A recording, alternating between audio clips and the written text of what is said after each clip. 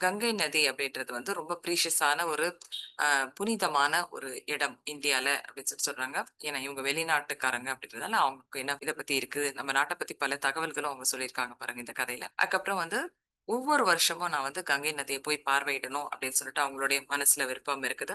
அதுக்கப்புறம் வந்து ஒரு அயோத்தியால வந்து அதாவது ஸ்ரீராமரோட பிறப்பிடமான அயோத்தியாவுக்கு வந்து போயிட்டு அங்கேயுமே விசிட் பண்ணது வந்து அவங்க முடிவு பண்றாங்க. வாரணாசில இருந்து ஒரு சின்ன ஒரு ட்ரெயின் புடிச்சு அங்க போறதுக்கு.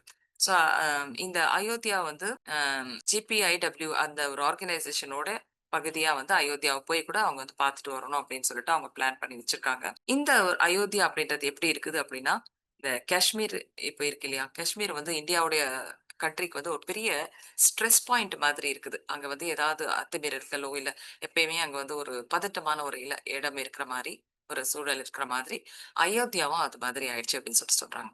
ஸோ கடந்த காலங்கள்ல வந்து இப்போ வந்து இந்த இஸ்லாமிக் இன்வேடர்ஸ் வந்திருந்தாங்க இல்லையா? வெளிநாட்டுல இருந்து முஸ்லிம் இன்வேடர்ஸ். ஸோ அவங்க வந்து அ நார்த் வழியாக இந்தியாவுடைய நார்த் பவுண்டரீஸ்ல இருந்து அவங்க இந்தியாக்குள்ள ஊடுருவிட்டாங்க. அப்ப வந்து பெரும் இடத்த வந்து இந்தியாவோட பெரும் இடத்த வந்து அவங்க பிடிச்சுக்கிட்டு என்ன பண்ணாங்க அப்படின்னா, அயோத்தியா உட்பட நெறைய ஒரு ஸ்ட்ராங் ஹோல்ட் அதுல வந்து பிடிச்சுட்டு அவங்க என்ன பண்ணாங்க, நெறைய கோவில்கள வந்து அழிச்சுட்டு, அந்த இடத்துல கோயில்கள் இருந்த இடத்துல வந்து மசூதிகள் கட்டப்பட்டது. அந்த அந்த அந்த கோயில்கள் வந்து ஒரு புரொடெக்டர் ஒரு ஒரு பாதுகாப்பான ஒரு ஸ்தலங்களாக, ஒரு சக்தியின் ஸ்தலங்களாக வந்து பார்க்கப்பட்டது அந்த இந்து மதத்தினரால. ஆனா அந்த இடத்துல அத இடிச்சுட்டு, தகர்த்திட்டு அந்த மாஸ்க் எல்லாம் கட்டப்பட்டது. இது நம்மளுடைய வரலாற்றுல கூட வந்திருக்குது. அதை தான் இவங்களும் நினைவு கூர்றாங்க.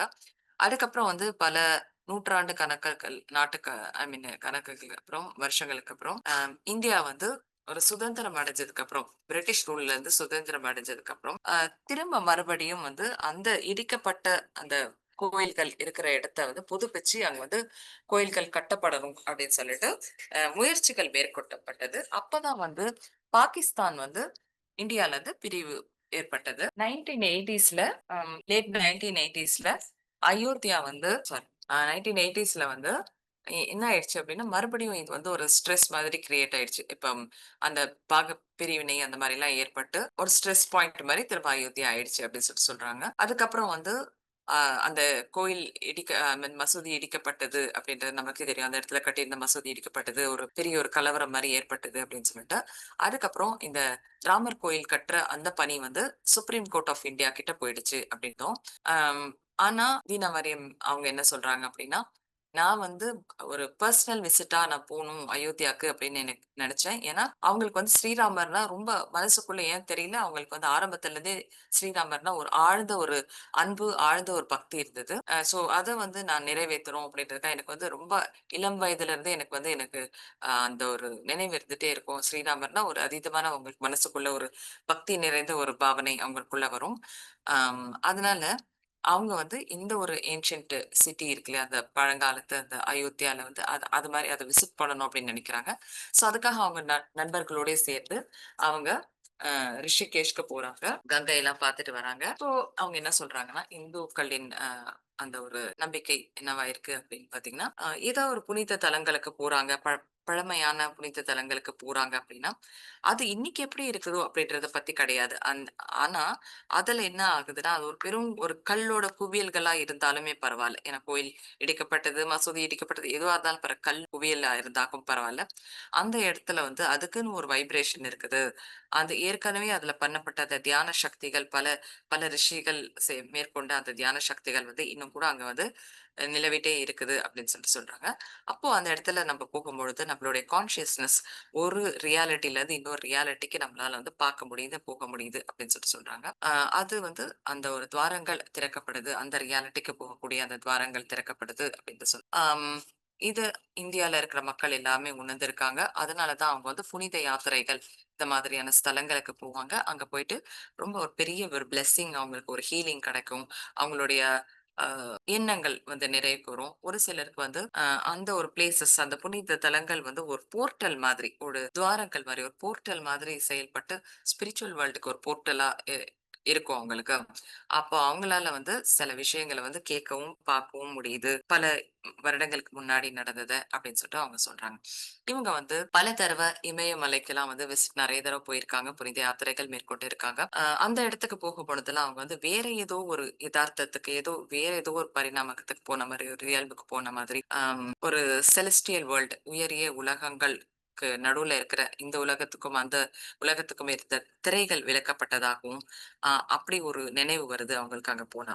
ஆனா, அயோத்தியா அப்படி கிடையாது. அயோத்தியான்றது ஒரு மலை மாதிரி இல்லாம ஒரு சமவெளியா இருக்குது. பிளெயின் மாதிரி இருக்கு. சமவெளியா இருக்கு. ஸோ அங்க வந்து போனா, எப்படி இருக்கும்? இமயமலை மாதிரி இருக்குமா? அந்த ஒரு எஃபெக்ட் இருக்குமா? அப்படின்றது அவங்களுக்கு தெரியல. ஸோ அங்க அயோத்தியா பண்டைய அயோத்தியா இருக்கு இல்லையா? அதோட பிரசன்ஸ் அவங்களால உணர முடியுமா? அப்படின்னு சொல்லிட்டு யோசிக்கிறாங்க அவங்க. ஸோ இந்த காலகட்டத்தில அதுல வந்து பல கான்ஃப்ளிக்ட்ஸ், பல அ கருத்து வேறுபாடுகள் நடந்திருக்குது. பிரிவுகள் நடந்திருக்குது. அது பின்னாடி நெறைய வலிகளும், வேதனைகளும், இறப்புகளும் நடந்திருக்கு. ஸோ என்னால வந்து எ அந்த ஒரு கடந்த கால விஷயங்கள் என்னால அங்க போயிட்டு உணர முடியுமா? அப்படின்னு சொல்லிட்டு யோசிக்கிறாங்க. ஸ்ரீராமர் மற்றும் சீதா தேவியோட பிரசன்ஸ், அவங்களோட இருப்பு அங்க போனா அவங்களால உணர முடியுமா? அப்படின்னு நெனச்சுட்டு இருக்காங்க. ஸோ எந்த ஒரு எக்ஸ்பெக்டேஷனும் இல்லாம நான் அங்க போயிருந்தேன் அப்படின்றத வந்து சொல்றாங்க. அங்க அந்த ட்ரெயின்ல இருந்து அவங்க வந்து அ இறங்கி அங்க போகும்போதே அவங்களுக்கு வந்து ஒரு ஷிஃப்ட், அது கான்ஷியஸ்னஸ் அவேர்னஸோட ஒரு ஷிஃப்ட் நடக்கிறத, ஒரு மாற்றம் நடக்கிறத அவங்களால வந்து உணர முடியுது. அதுக்கப்புறம் வந்து என்ட்ரி பாயிண்ட் மாரி, நம்ப கடந்த காலத்துக்கு போற ஒரு நுழைவு வாயில் மாரி, ஒரு என்ட்ரி பாயிண்ட் மாரி அவங்களுக்கு வந்து தோணுச்சு அப்படின்னு சொல்லிட்டு சொல்றாங்க. அதுக்கப்புறம் இப்போ அயோத்தியா எப்படி இருக்குன்னா, ஒரு சின்ன நகரமா இருக்குது. ஒரு அமைதியான நகரமா இருக்குது அப்படின்றதும், அந்த ஸ்ட்ரீட்ஸ்ல வந்து நெறைய கடைகள், நெறைய கோயில்கள் எல்லாம் இருக்குது அப்படின்னு அவங்க சொல்றாங்க. அதுக்கப்புறம் வந்து ரயில்வே ஸ்டேஷன்ல இருந்து ஆ நடந்து அவங்க வந்து சில இடங்கள கடந்து போகும்பொழுது, எங்கெங்கெல்லாம் சீதா மாதா வந்து வாழ்ந்த இடங்கள், அவங்களுடைய வீடுகள் எங்க இருந்தது, அங்கே ஹனுமாருடைய கோயில்கள் எங்க இருக்குது, இது எல்லாமே அவங்க நடந்து போகும்போது, அங்க வந்து அவங்களோட இருப்ப வந்து இவங்களால இப்ப கூட வந்து உணர முடியுது.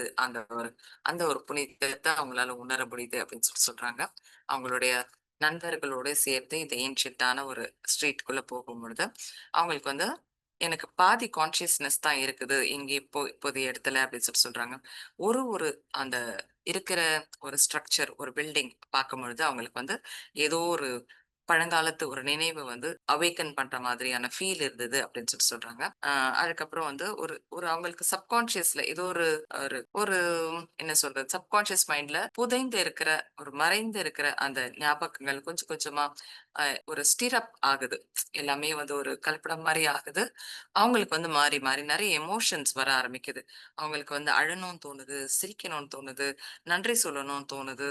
ஒரு இது மாதிரி எல்லாம் அவங்களுக்கு வந்து உணர்வுகள், அது எமோஷன்ஸ் வந்து மாறி மாறி வருது. அவங்க அந்த வழிகள்ல போயிட்டு இருக்கும்போது, அந்த அந்த ஸ்ட்ரீட்ஸ்ல போயிட்டு இருக்கும்போது. அதுக்கப்புறம் வந்து ஸ்ரீராமர் பிறந்த இடமா சொல்லப்படுற 5000, 7000 வருடங்களுக்கு முன்னாடி பிறந்த இடமா சொல்லப்படுற அந்த இடத்துக்கும் வந்து அவங்க போறாங்க.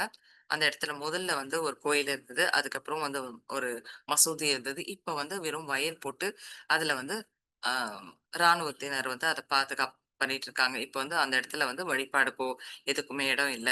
ஆம் நம்மளுடைய மனசுல இருக்கிற அந்த உணர்ச்சிகளோ, இல்ல அந்த பரிமாற்றங்கள் நம்ம பண்றதுக்கு எதுவுமே அங்க ஒரு இடம் இல்ல அப்படின்னு சொல்றாங்க. அதுக்கப்புறம் வந்து ஒரு செக் பாயிண்ட், இன்னொரு செக் பாயிண்ட் த்ரூவா அவங்க போயிட்டே இருக்கணும். ஏன்னா இதெல்லாம் வந்து அந்த ஆர்ம்டு ஃபோர்ஸஸ் இருக்காங்களே, அது கார்ட் பண்ணிட்டு இருக்காங்களே, அவங்க வந்து நெறைய சோதனை ஆ ஒரு பாயிண்ட்ஸ் வச்சிருக்காங்க. செக்யூரிட்டி எல்லாமே இருக்குது. அந்த இடத்துல நெறைய அதுதான் இருக்குது. அதனால வந்து எனக்கு என்ன தோணுச்சு மனசுல அப்படின்னா, இங்க குனிஞ்சு, இங்க வணங்கி, என்னோட நெற்றிய வந்து இந்த பூமியில வந்து நான் தொடணும் அப்படின்னு சொல்லிட்டு எனக்கு தோணுச்சு. ஆனா வந்து செக்யூரிட்டி ரீசன்ஸ்க்காக நான் கொஞ்ச நேரம் கூட அங்க நிக்க முடியாத மாரி இருந்தது அப்படின்னு சொல்றாங்க. ஆ எனக்கு வந்து அங்க என்னோட துக்கம் வந்து அதிகமா ஆயிடுச்சு அப்படின்னு சொல்றாங்க. அவங்க மனசுக்குள்ள வந்து அந்த துக்கம் அதிகரிக்குது. இங்க வந்து நம்மளால இந்த ஒரு ஸ்தலத்த நம்ம வந்து முழுமையா வழிபாடு கூட பண்ண முடியல. அது உணர முடியலையே அப்படின்னு சொல்லிட்டு. ஸோ அயோத்தியா எப்படி முதல்ல இருந்ததோ, அது இப்போ அத வந்து நம்மளால இங்கே வந்து இப்போ பார்க்க முடியலையே அப்படின்னு சொல்லிட்டு நினைக்கிறாங்க. ஸோ இந்த சோல்ஜர்ஸ் இல்லாம, இந்த செக் பாயிண்ட்ஸ்லாம் இல்லாம, அந்த ஒரு பழைய நினைவுகள இங்க வந்து எடுக்க முடியுமா? பார்க்க முடியுமா? அப்படின்றத வந்து யோசிக்கிறாங்க. அதுக்கப்புறம் அவங்க என்ன பண்றாங்க, அவங்களும் அவங்க ஃப்ரெண்ட்ஸும் வந்து சேர்ந்து சரையு நதிக்கரை ஓரத்துல அவங்க வந்து போறாங்க. அங்க போயிட்டு ஒரு இடத்த வந்து தேர்ந்தெடுத்துட்டு, ஏற்கனவே இப்ப நெறைய ஃபீலிங்ஸ் அவங்களுக்கு எமோஷன்ஸ் ஆச்சு. நெறைய நினைவுகள் வந்து ஸ்டிர் ஆச்சு இல்லையா? ஸோ அது எல்லாத்தையும் வந்து அவங்க எக்ஸ்பீரியன்ஸ் பண்ணணுன்றதுக்காக, ஒரு ஒரு கரெக்ட்டான ஸ்பாட் உட்கார்ந்து ஒரு இடத்துல வந்து அத ஃபீல் பண்றாங்க. அந்த பிரசன்ஸ ஃபீல் பண்றாங்க.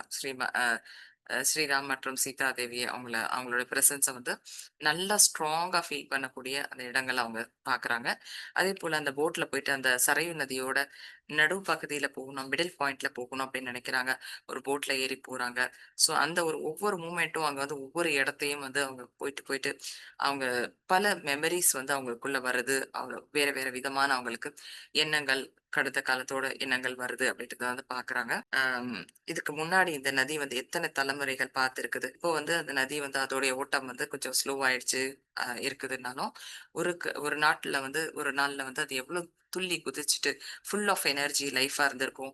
எவ்ளோ அழகா இது ஓரத்துல பூக்கள் பூத்திருந்தது, எப்படிலாம் இருந்தது அப்படின்றத வந்து அவங்க நினைவு கூர்றாங்க. இது சீதா மாதாவுடைய ஒரு ட்ரிபியூட்டரி அந்த சாரி அந்த கங்கா நதியோட ஒரு ட்ரிபியூட்டரி அப்படின்றத வந்து அவங்க சொல்றாங்க. வரலாற்றுல எத்தன விஷயங்கள வந்து இது சாட்சியாக இருந்து இந்த நதி பார்த்திருக்குது அப்படின்றத வந்து சொல்றாங்க. அமைதியாக சாட்சியாக இருந்திருக்குது அப்படின்றத வந்து அதுக்கப்புறம் ஒரு கடைசி பார்வை இந்த நதிய பார்த்துட்டு, அதுக்கு வந்து நன்றி சொல்லிட்டு, அவங்க வந்து அங்க வந்து பிரணாம் பண்ணிட்டு அவங்க வந்து கிளம்புறாங்க.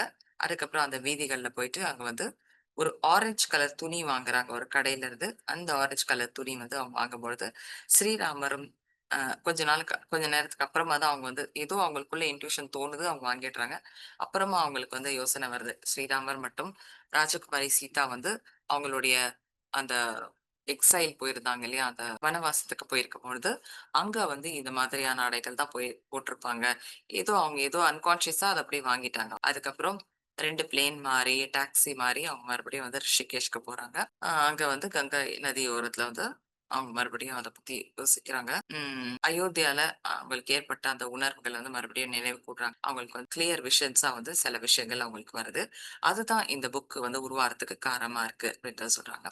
ஒரு நம்மளுடைய நினைவுகள் வந்து படைப்பு எனும் வஸ்திரத்துல வந்து இந்த நினைவுகள் வந்து ஒரு நூல் இழைகளாக இருக்குது அப்படின்றத சொல்றாங்க. ஒரு சூட்சுமமான ஒரு திரை தான் வந்து நம்ம கண்ணுக்கு தெரிய உலகங்கள், கண்ணுக்கு தெரியாத உலகங்கள வந்து மறைத்திருக்குது அப்படின்றத சொல்றாங்க. அதுலதான் வந்து நம்மளுடைய தனிப்பட்ட ஒரு அந்த மெமரீஸ், அந்த நினைவுகளும் கூட்டாக நம்மளுடைய மெமரிகளும் நம்மளுடைய நினைவுகளும் அங்க ஸ்டோர் ஆயிட்டு இருக்கு அப்படின்றத சொல்றாங்க. அதுக்கப்புறம் வந்து யாரெல்லாம் அத ஆக்சஸ் பண்ணணும்னு நினைக்கிறாங்க, அந்த அந்த பழைய நினைவுகள வந்து ஆக்சஸ் பண்ணணும்னு நினைக்கிறாங்களோ, அவங்களுக்கு அது வந்து சாத்தியமா இருக்குது.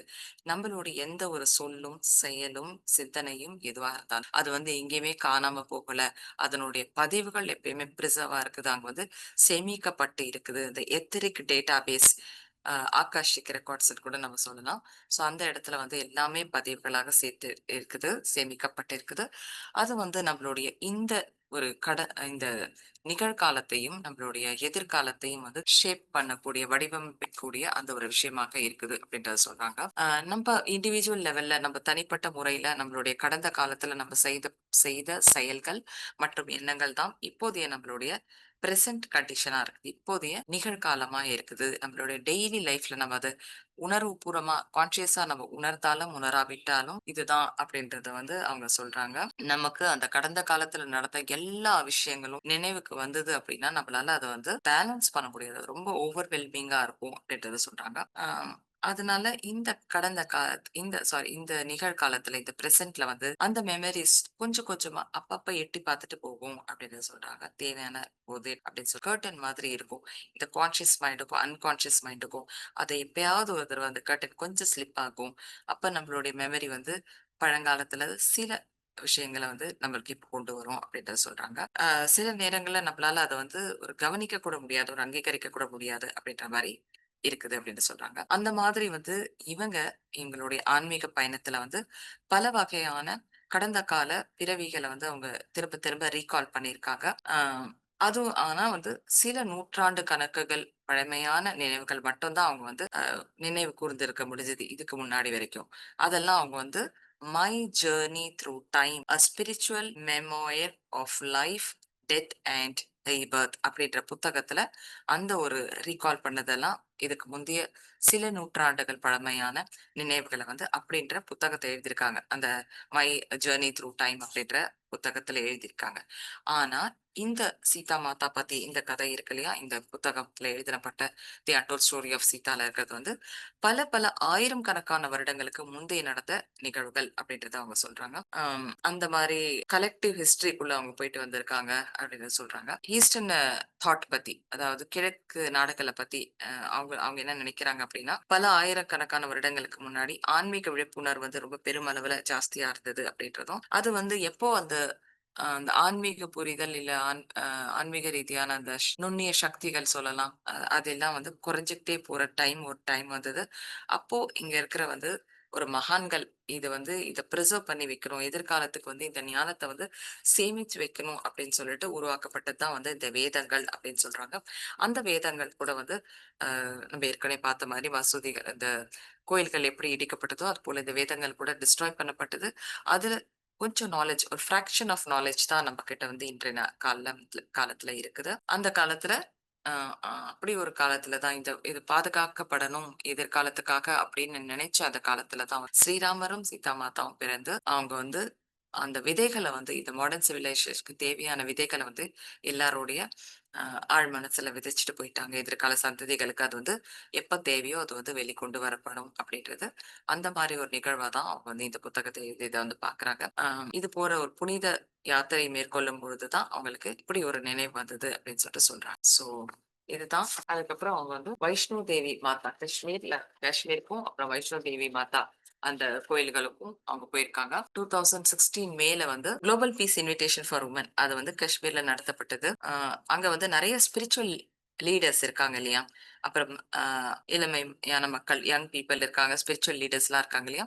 இந்த ஜிபிஐடபிள்யூ மூலமா அவங்க கான்ஃபரன்ஸ் பண்ணிட்டு நெறைய நெறைய நேரங்கள்ல வந்து பல வருடங்களா வந்து இந்த ஸ்பிரிச்சுவல் லீடர்ஸ் கிட்டலாம் வந்து பேச்சுவார்த்தைகள் நடத்தி, இந்த மாரி ஸ்ட்ரெஸ் பாயிண்ட்டா இருக்குல்ல, இந்தியாவோட மாடர்ன் டே ஸ்ட்ரெஸ் பாயிண்ட்டா இருக்குல்ல காஷ்மீர்லாம். அந்த மாரி இடத்துலலாம் வந்து அமைதி ஏற்படுத்துறதுக்காக என்ன மாதிரியான விஷயங்கள் பண்ணலாம்? அப்படின்றத வந்து அவங்க வந்து பல முயற்சிகள் மேற்கொண்டிருக்காங்க.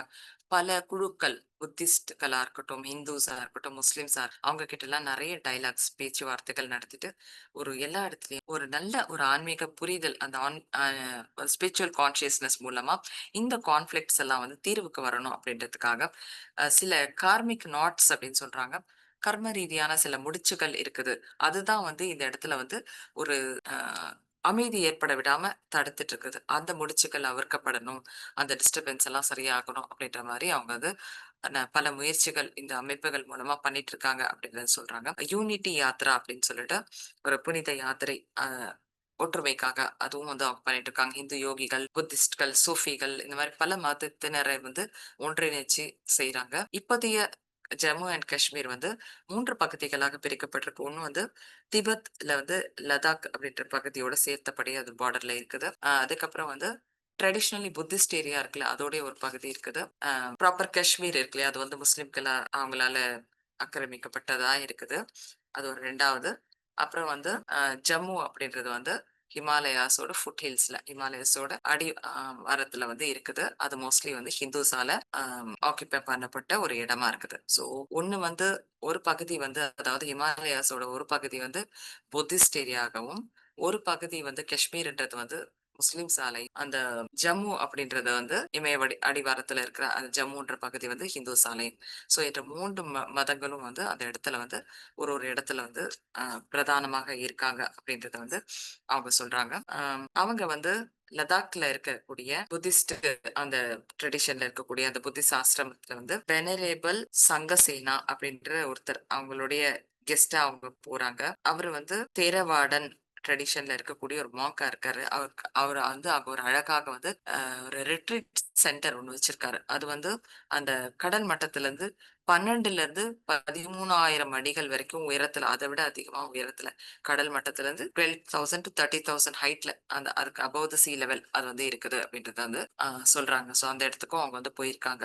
அவங்க இந்த இடங்கள்ல வந்து இது எல்லாமே ஒரு போர்ட்டல் மாதிரி ஒரு நல்ல ஒரு உயரிய தலங்களா இருக்குது. அந்த இடத்துல வந்து அமைதி நிலவணும் அப்படின்றதுக்காக வெளிநாட்டினராக இருந்தாலும் அவங்க வந்து இது போல ஒரு ஆர்கனைசேஷன், ஒரு தன்னலமற்ற ஒரு நான் ப்ராஃபிட் ஆர்கனைசேஷன் ரன் பண்ணி அங்க வந்து பல பேச்சுவார்த்தைகள் ஏற்படுத்துறாங்க, நடத்துறாங்க. உலகம் முழுக்க அமைதி நிலவணும் அப்படின்னு சொல்லிட்டு. ஸோ அவங்க அங்க வந்து நதிகளுடைய ரொம்ப அவங்க விரும்பியா இருக்காங்க. அதனால வந்து இண்டஸ் நதிக்கு கூட போயிட்டு அவங்க வந்து அங்க இருக்கிற ஐஸ் நிறைந்த அந்த கால் அவங்க வந்து அந்த தண்ணீர்ல வந்து அவங்களுடைய கால்கள நனைக்கிறாங்க. ஸோ எல்லா வகையிலயும் வந்து அந்த புத்திஸ்ட், முஸ்லிம், ஹிந்துஸ் இந்த மாரி பீப்பிள் வந்து எங்கெங்க இருக்காங்களோ அந்த இடத்துல வந்து இருக்க முக்கியமான ஆட்களோட சேர்ந்து ஒற்றுமைக்காக, ஒரு நல்லிணக்கத்துக்காக பல வகையான சேவைகள் அவங்க செய்துட்டு பேச்சுவார்த்தைகள் அவங்க செய்துட்டு வராங்க. அப்படிங்கிறத சொல்றாங்க. ஸோ இதான் மாஸ்டர்ஸ் அவங்க வந்து சொல்லியிருக்காங்க. இதுவரைக்கும் நம்ம இன்னைக்கு வந்து எண்ட் பண்ணிக்கலாம் இதோட. ஸோ இன்னும் மத்த விஷயங்கள் அவங்க என்ன இந்த இடத்த பத்தி சொல்லியிருக்காங்க, இந்த மான்யூமெண்ட் பத்தி வேற என்னென்ன விஷயங்கள் சொல்லியிருக்காங்க, அந்த காலத்துக்கும் இந்த காலத்துக்கும் இருக்கிற விஷயம்ன்றது நம்ம வந்து நாளைக்கு பார்க்கலாம். அந்த நிகழ்ச்சியில இன்னைக்கு இதோட நிறைவுபடுத்திக்கலாம்.